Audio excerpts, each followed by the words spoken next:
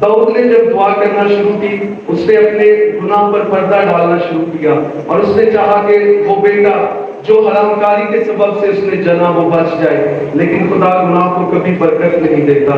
खुदा ने उसको मार दिया और उसके बाद उसने अपने आप को खुदा की हजूरी में पेश किया। वो उठा, उसने रोजा खोला और वो फिर खुदा की हजूरी में गया। क्यों? उसकी दुआ नहीं सुनी गई। अगर दाऊद जो खुदा की मर्जी के मुआफिक है, जो खुदा का खादम है, अगर वो ऐसी दुआ करे, वो गुनाह की हालत में दुआ करे, तो उसकी नहीं सुनी जाती तो किसी की भी नहीं सुनी जाएगी।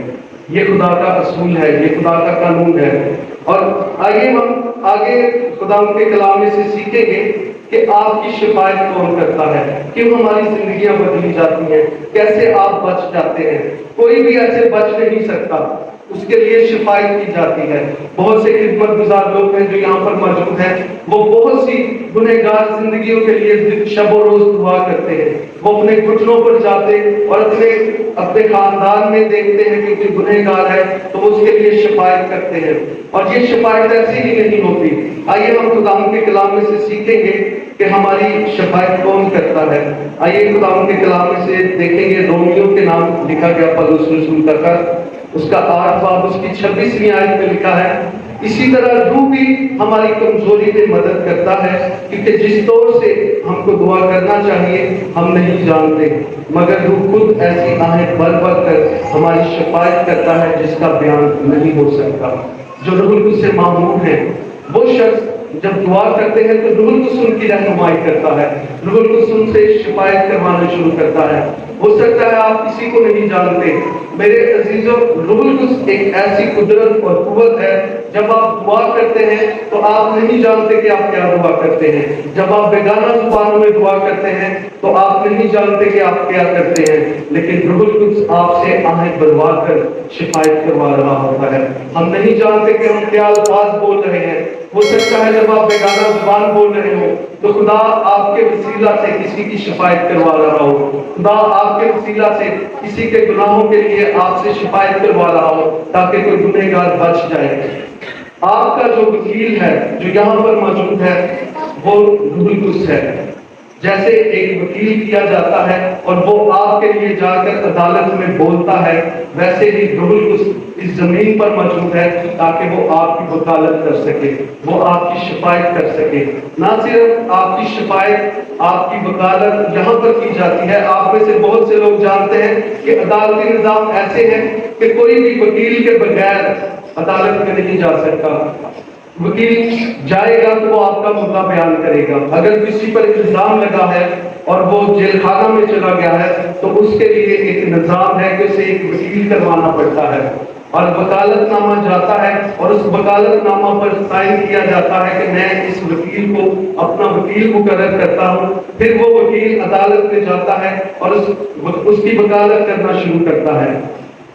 मेरे अजीजों, इसी तौर से जब आप गुनहगार होते हैं और आप यीशु मसीह को कबूल करते हैं तो आप रूहुल कुद्स इनाम में पाते हैं। बाइबल मुकद्दस फरमाती है कि जब आप यीशु मसीह को अपना शख्सी निजात दहिंदा कबूल करते हैं और आप बाप, बेटे और रूहुल कुद्स के नाम से बपतिस्मा लेते हैं तो रूहुल कुद्स आपको इनाम में मिलता है।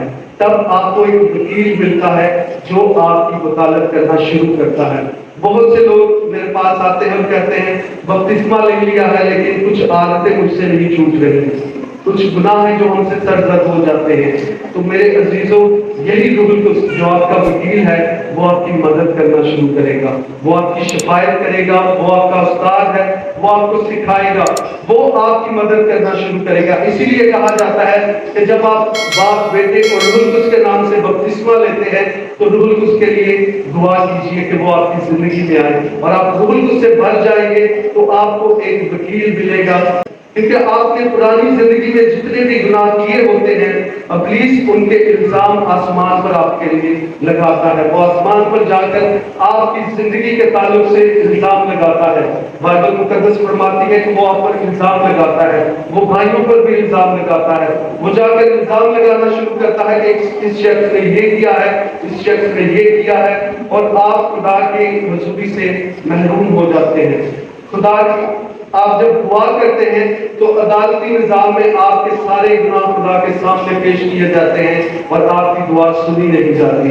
क्यों? आप गुनहगार हैं। लेकिन आपके लिए एक दलेरी की बात यही है कि रूहुल कुद्स आपका मददगार है, रूहुल कुद्स आपका शिफायत करने वाला है। इसी तरह आप यीशु मसीह भी हमारी शिफायत करता है।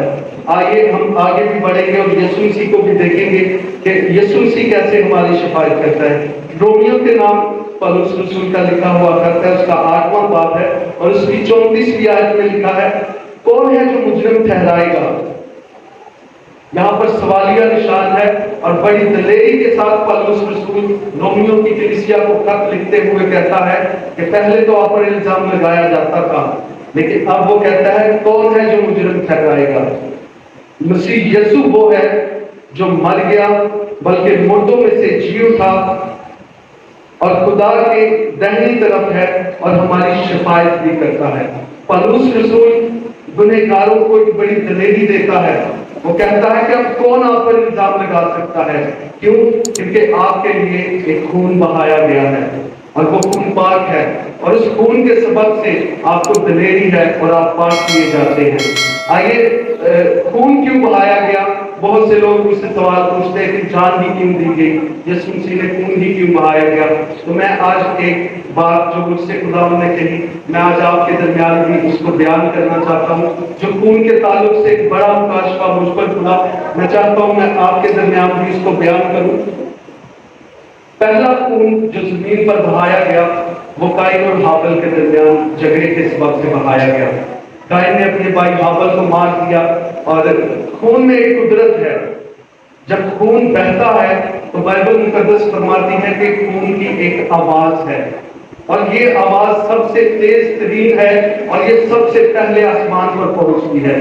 आपकी दुआओं से पहले भी जितनी स्पीड से एक दुआ नहीं पहुंचती, उससे ज्यादा जल्दी खून की पुकार जो है वो आसमान पर पहुंचती है। आइए हम खुदा के कलाम में से इसकी भी तस्दीक करेंगे।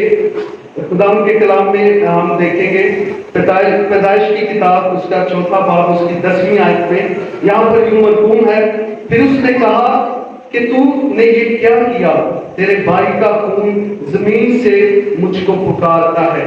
खुदा काइन से कहता है कि तूने ये क्या किया, तेरे भाई का खून जमीन से मुझे पुकारता है।